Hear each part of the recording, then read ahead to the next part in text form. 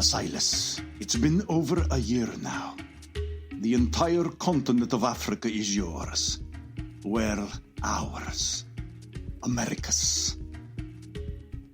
You have done the impossible, my friend. Not even Julius Caesar himself could have pulled off what you have done. I imagine there will be giant statues made in your image in all cities within your conquered realm. Absolutely not. I want no statues made in my image whatsoever. These conquests, as you call them, have nothing to do with personal glory, King Hussein. I thought I made this perfectly clear when my allies got on board with the plan. Well, no one can argue with your gleaming modesty, Your Majesty. I have to admit, there are many things you say and do I try to emulate myself, simply because I admire you for the positions you have taken. I don't believe there is another man that has ever lived that could have done what you are doing. The greatness of men and women can never be quantified by their conquest against rivals or nations. Honestly, the toughest battles we all face are the ones in our minds. The reasoning of our actions and how they affect or diminish our souls. That is what has long been my struggle. The internal war for integrity without sacrificing morality.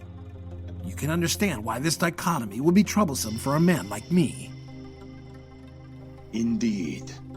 For there are few things a king suffers in his mind that a poor man does not dismiss as absurd, given his lack of basic needs, which a king would dismiss as insignificant. It is true all men, women, and children share this world, but few share the same values.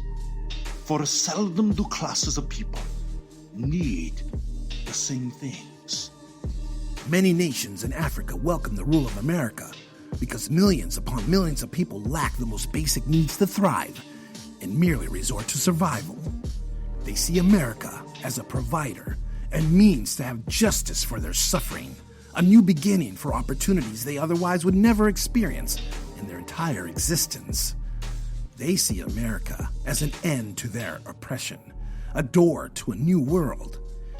And this truth brings me to tears, my friend.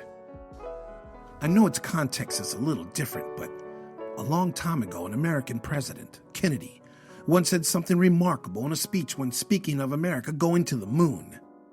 For previously, the idea of such a thing was impossible to fathom, such as assimilating Europe and Africa into our realm in these times.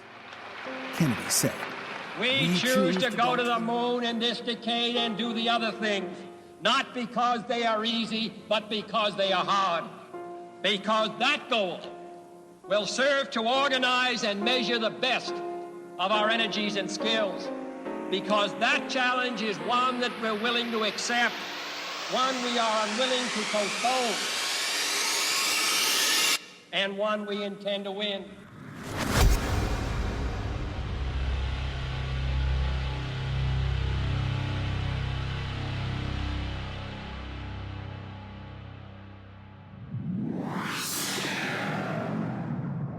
New Kingdom Radio Theater. Hi, everybody. It's Mac Jackson. And I'd like to invite you to 3 of my podcasts that are on iTunes and Stitcher. The first is the Never Gets Old podcast. My co-host, Nathan Shell, and I discuss everything in TV, movies, music, and comics, and swap stories about our exciting everyday lives. The second is the MacGyver podcast, where we discuss Richard Dean Anderson, his television shows, and the positive influence that it's had on us every day. The third podcast is the new MacGyver SG-1, an independent audio series, with the continued adventures of Jack O'Neill, MacGyver, and finding out that they're twin brothers. Check them out on iTunes, Stitcher, and anywhere good podcasts are played. And also, please leave us a good rating and a nice review, and look for our Facebook pages. And follow me on Twitter at MacWJackson. Thanks, everyone. I'll see you at the next adventure.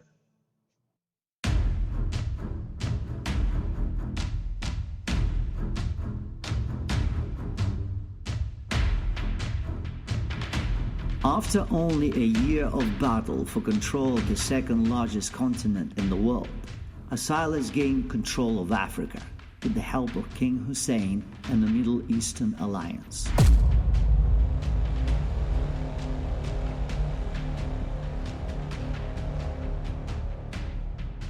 China did not participate in the northern parts of the continent and was kept from entering into Egypt and other parts, but Chinese troops fought in the central and southern portions of Africa.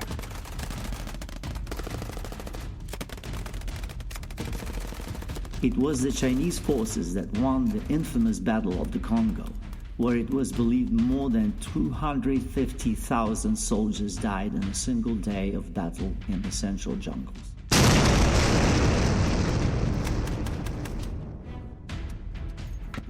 China was very ambitious and had to be halted several times by Asilas after the African conquest in their desires to move on India. India showed no interest in discussing their sovereignty with Asilas and made it clear that if America wanted the people of India to respond to them, it would have to be in a war. Middle Eastern and Chinese forces moved on nations surrounding India, with Middle Eastern Alliance obtaining a stronghold of Pakistan and Afghanistan, the last Middle Eastern holdouts. Asilas commanded Sri Lanka be taken in order to set up a main base literally at the southern tip of India. He sent his son Jacob to work with Lord Shelley and oversee the base and the transition of power in Sri Lanka, whose president and all of Parliament was spared in exchange for a peaceful surrender. It was the first time Jacob worked alone, side by side, in a military operation.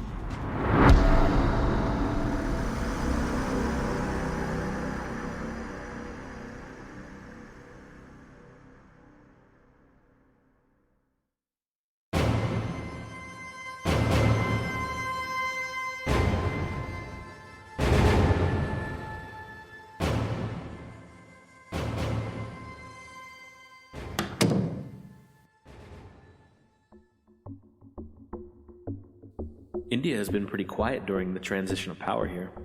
Should we try to send a message to them that we're willing to settle our differences with them diplomatically, Lord Shelley? Unfortunately, I don't see how or why they would want to. They understand the only outcome we desire is to incorporate their country into ours. They see America as an empire and don't agree with our mission. Maybe if I go to their capital and speak with their leaders, they might want to avoid a full-scale war. I have a different approach to these matters than my father does. They may see this gesture as an olive branch. With all due respect, my prince, they would probably take you as their prisoner, torture you, and try to force King Asilas to leave India as a sovereign nation in order to avoid them executing you. They wouldn't dare. My father would annihilate their entire country. Exactly, which is why you are not going to go there and talk to anyone about anything. You can learn a lot about how to defeat your enemies by observing, Prince Jacob.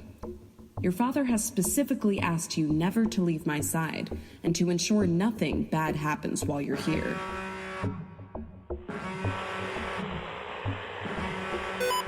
Lord Shelley, this is Command. Our satellites have detected IBMs are being armed and readying for launch. What? Run the S&M scan and get a confirmation. Initiate the net ray immediately and wait for directives. We ran the S&M scan twice, Lord Shelley. It is confirmed. IBMs are in countdown to launch. The net ray has been initiated. Wait, what's happening? Command, open channel to King Asilas now. Your Majesty, we are on high alert. Our S&M scans show IBMs are being readied for launch. Estimated target or time of impact unknown, sir. Can you run an algorithm to determine likely targets of the nukes. Negative, sir. Have you initiated the net ray? Affirmative. Command is awaiting directives. Proceed to DEFCON 1 protocols. Run the AI programs to determine likely targets. Father, perhaps we should try to communicate with India's government to see if we can talk to them and avoid... Jacob, there's no time for diplomacy. They are launching an attack, you understand? We have contingency plans for all scenarios. Their launching of IBMs is a clear indication they want to initiate a war with America. The only thing we can do now is figure out where the nukes are heading. Isn't it obvious? They're going to shoot them here, to Sri Lanka. Lord Shelley, this is Command. The AI war simulator has determined the likely targets for India's IBMs are Sri Lanka and Pakistan. You were right, Jacob. Your Majesty, targets are likely Sri Lanka and Pakistan. We'll need to position the net ray to only one location. What are your orders? Position the net ray to Sri Lanka. Take out those nukes first because they have a shorter distance to travel. And then take out the ones heading to Pakistan. Affirmative, sir. Initiating the repositioning of the net ray right now. Lord Shelley, there may not be enough time to complete the repositioning before the IBMs reach potential targets in Sri Lanka. 10 IBMs have been launched and are in the air. Our AI war simulator estimates one nuclear warhead will make it past the net ray defenses. Proceed with an evacuation of the military base in Colombo. Your Majesty, we estimate the net ray will neutralize 9 of the 10 IBMs heading to Sri Lanka. Command has given the order to evacuate. I wish to remain in a blast bunker here in the capital, requesting you send Gabriel to teleport Jacob from the area. I'll send Gabriel immediately. Send me your coordinates. Proceed with Operation Colombo Night Spartan and head into the bunker with your team of Spartans and assess the damages after the bombing. Remain in the bunker until we update the strategy. Brace yourselves for impact.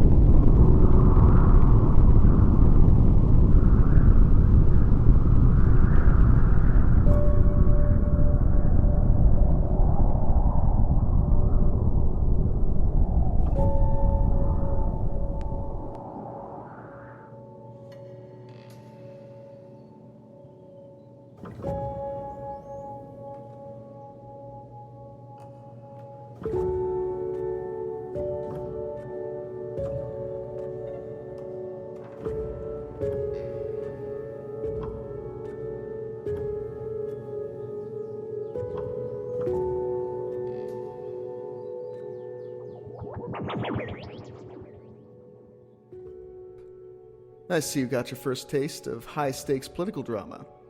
Tell me, was it what you thought it would be like? I was terrified. Oh, you should have been. As you and I speak at this moment, probably over 1 million people are either dying or being vaporized, burning to death, the meat curling from their bones as they scream in agony. Just stop. I'm very confused right now. I think I'm going to be sick. No, Jacob. If you're going to be king someday and rule over the realm and take your father's place, you have to have a strong stomach. I may not agree with your father's methods, and to be honest, I don't like him half the time. But he's the strongest man I've ever met. He has true grit and will face any difficulty with a clear mind. You have to be that, and so much more if this world is to survive. Oh, come on, Jacob. What did you think ruling the world would take? Did you think people were just going to change their minds, turn their backs on their culture, their history? Did you think people would simply surrender out of fear? No way, man. People will fight for what they believe in, to the death, even if what they believe in is totally wrong. Take your father, for instance. People are dying right now as we speak. Dying horrible, horrible deaths. I really wanted to find a diplomatic solution and stop this senseless need to kill people. I want you to know my intentions were good. I know they were. Look, India is one of the oldest cultures and traditions on Earth. They were never going to surrender to Asilas. America will simply have to crush them militarily. And that they will. But as you witnessed, it'll not be easy. I suggest you return to your father's side and learn a little more from him before you head back into those trenches. Can I tell you a secret? I don't think Asilas thought India would launch nukes at the onset. I think they caught him off guard. The world is a far bigger place than people realize, and the human spirit should never be underestimated.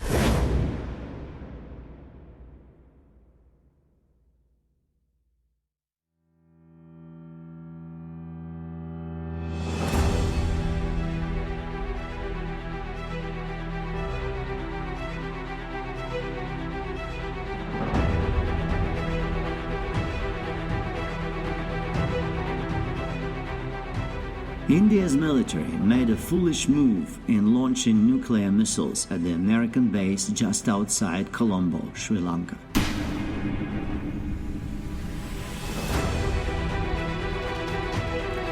Caught off guard, Lord Shelley had to move very quickly to initiate the net raid, which knocked all but one nuclear warhead into the Gulf of Myanmar.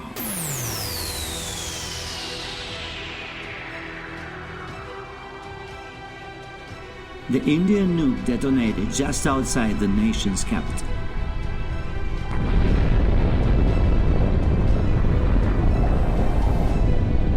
The nuclear bomb killed roughly 1 million Sri Lankans. American forces were stunned at this move, and Asilas pulled back all military personnel from the Sri Lanka bases and ordered their naval fleets to surround the nation of India.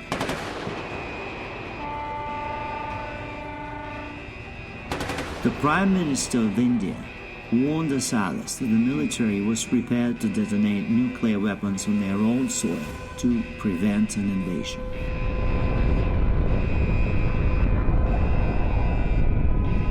Asilas ordered Lord Shelley to lead the team of Spartans out of the bunker in the ravaged capital and initiate the Trishul. The Spartans were dispatched to all of the cities with the densest population in India. Within 48 hours, the Indian population had their fog lifted and sent nearly 1 billion people into a frenzy. But Asilas found himself in a predicament because the Indian government was not under the rule of Satanists, and thus the government remained in place in spite of the fog lift.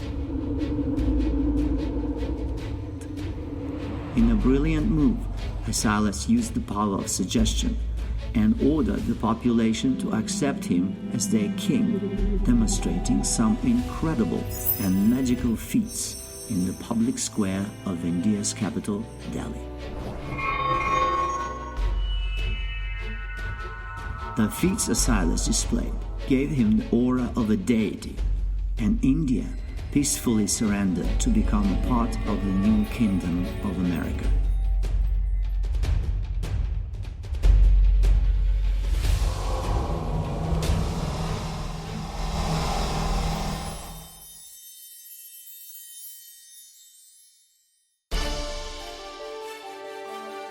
America's #1 source for news with Tom Novak. Good evening, America. The nation of India is celebrating in all cities throughout the country tonight. In a dramatic change in attitude, India's government, who just days ago launched nuclear missiles at American-occupied Sri Lanka, killing over 1 million of its citizens in an attempt to avoid an invasion, suddenly embraces the new kingdom of America. India's president made an announcement just hours ago that India is now part of America and has pledged their government's loyalty to King Asilas in order to, and I quote, participate in saving humanity from the evil slave masters of the world, end quote. India's president also said they are mobilizing an effort to help the people of Sri Lanka in the wake of the nuclear attack near Colombo, the capital. There's no word yet on when those efforts are set to begin. As it stands now, America's realm now includes 4 of the 7 continents of the world. Historians from around the world all agree no empire on the face of this earth has ever occupied as much land as America does under the rule of one man. There has been no official word from the office of King Asilas as to whether America will look to Australia next, but the consensus of many experts is America will undoubtedly look to take over Australia and other parts in the coming months. Welcome to Northcote.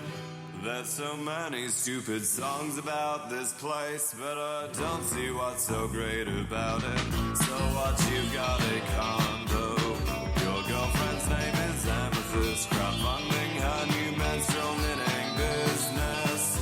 Let's kick in the doors of all the foreign folk and turtle of their homes into one big wheatgrass dispenser.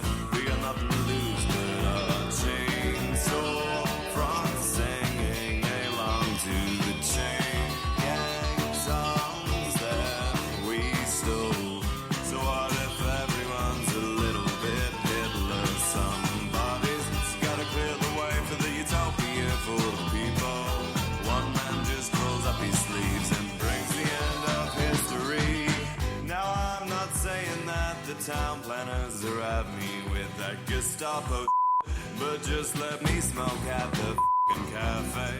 If we're all just sitting ducks, just waiting to terminate, I'm perfectly within my rights to take myself an early grave. The gospel claims emancipation is priceless, but oh, my weary heart craves the rule of an iron fist, and my only gripes in life's not more tyrannical and filled with injustice, because I, for one, happen to enjoy the struggle.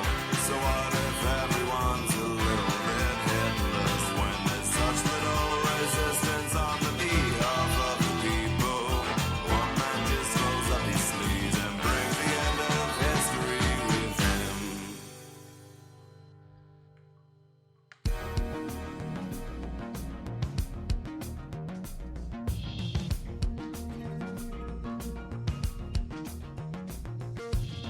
Your Majesty, the latest reports coming from India say the people are comparing you to Kana.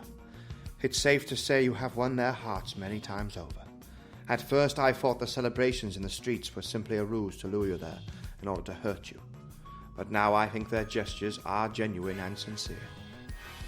I'm happy you chose to join the High Council, Mark. Your expertise in religious matters is a great help to me, especially in these times. We are getting very close, my friend. Do you mean what I think you mean, sir? The One. He's coming back. The hope of every Christian is to believe they will live to see that day, my king. But few of us ever will. And I am perfectly at peace with leaving this earth, knowing in my heart I sing his praises with the utmost appreciation for every breath in my lungs and blessings in my life. Sir, we must never think or believe we are the chosen ones to experience the time when he returns. See, that's what I mean. You always bring me back to the center where I need to be. If it weren't for you and a few others, I might have gone over the edge by now. I think it is human nature to define the edge, sir. And every so often, people redefine it, and then redefine it again in order to justify what they do that goes against the commandments, against human principles, against the wishes of others. I know just what you mean. You know, there are a lot of reports on the news about India and their acceptance of the new kingdom. But what Capone and others have found are some of the most egregious, horrific crimes against humanity taking place there. Things that they have been doing to people for so long. It's unthinkable they've gotten away with it. Like what things? Like every form of modern-day slavery you can think of. Things only sickos and perverts are into. But I have given specific orders to Capone to eliminate those horrible people. Human traffickers, child molesters, murderers, and you name it. Those people disgust me. I have often contemplated about this, sir. Lord Vargas and what his team has uncovered in Central and South America is quite disturbing. I never knew humans could be so cruel to one another. Satan has sure been allowed to run wild in just about every place in this world. Indeed. But his time is almost up as well. Careful, Your Majesty.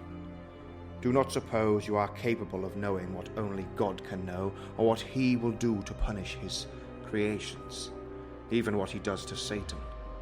That is God's business alone. I wasn't suggesting I know how God thinks, Lord Desta. Father, forgive me for intruding like this. I heard you were meeting with Lord Desta, and I wanted to know if I could talk to both of you about something important. Prince Jacob, I heard you were in Sri Lanka right before the nuke hit. What was your experience like over there? Well, that's kind of what I wanted to talk to you both about. See, something very strange happened to me. I was not overcome with fear, but rather my spirit was lifted somehow. Something told me it was unnatural. It was like an inner voice was screaming, and no matter how much I tried to ignore it, it just kept shouting. Wasn't that inner voice that you can control? You know which kind I'm referring to. You mean like when you have conversations with yourself in your head, but you can still sort of control what the voices say? Exactly. Well, this voice, I really could not control. It was telling me to destroy India, to go there with words of peace, but then annihilate them when they open their gates. That was why I suggested trying something diplomatic to Lord Shelley, but it was too impromptu. Father, I think this whole thing happening in India is a ruse, a show. They're under the control of the Dracs. I believe that in my heart of hearts. That voice I heard in my head was not human. Jacob, my prince, the nation of India has already surrendered. Their government is transferring their power to ours. Lord Capone is over there right now, overseeing the process. Father, you must tell Lord Capone to leave India immediately. He's in great danger. But I don't understand, Jacob. Why didn't you tell me any of this before? I don't have time to explain, Father. Call Capone back. I'm telling you he's in danger.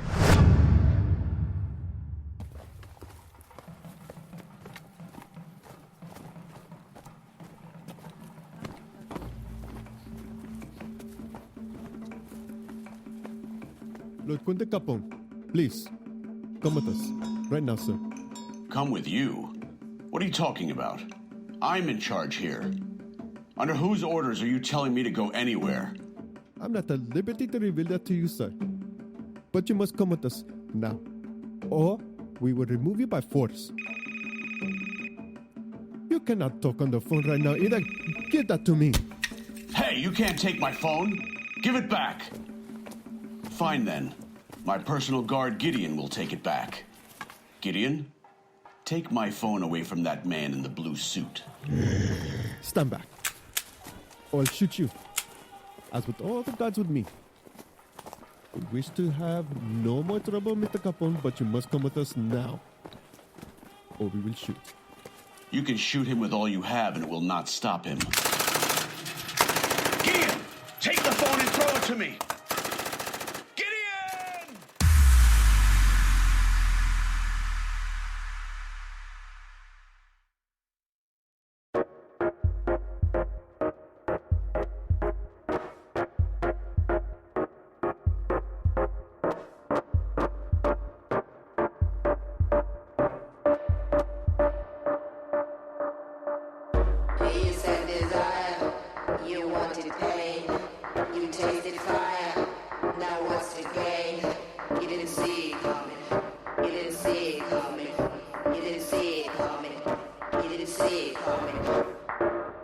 You've been listening to The Rise of King Asilas, Episode 24, Ruse, starring J.V. Torres as King Asilas, Dominic Notaro as Prince Jacob, Shane Meister as Lord Anna Patricia Shelley, Mark Rios as King Hussein, John Dobie as Lord Quentin Capone, Phil Usher as Lord Mark Desta, Ken Artus as Indian official, Alex Olson as Gabriel, Megan White as command operator, Don Rosinski as newsreader, and narrated by Sergei Bereshnikov. This episode features the song End of History by Hercules and the Bricks. Download the music of Hercules and the Bricks on bandcamp.com today. Other music contributions by John Bartman, Boxcat Games, Drake Staff, Sergei Cheremisinov, Chillinger, Dexter Britton, freesound.org, and Audio Jungle. For more information about the cast, the music, or this production, please visit us at our website at www.theriseofkingasilas.com. And now, a word from our podcast friends. Hi, I'm Barney Black. And I'm Tara Saravan. And we do Bloody Murder. We're a weekly true crime podcast that focuses on some of the lesser-known crime stories from Australia. And indeed around the globe. We're a comedy podcast with a dark sense of humour. But we're dead serious about murder and the people it affects. We find humour in some unexpected places. But never at the expense of the victims or their families. We've been described as the blue cheese of podcasting. Addictive, strong and satisfying. And a bit stinky. I am not. You know you are. Bloody Murder is available on your favourite podcatcher. This has been a production of the New Kingdom Radio Theater in Baltimore, Maryland. Copyright 2019. And stay tuned for episode 25.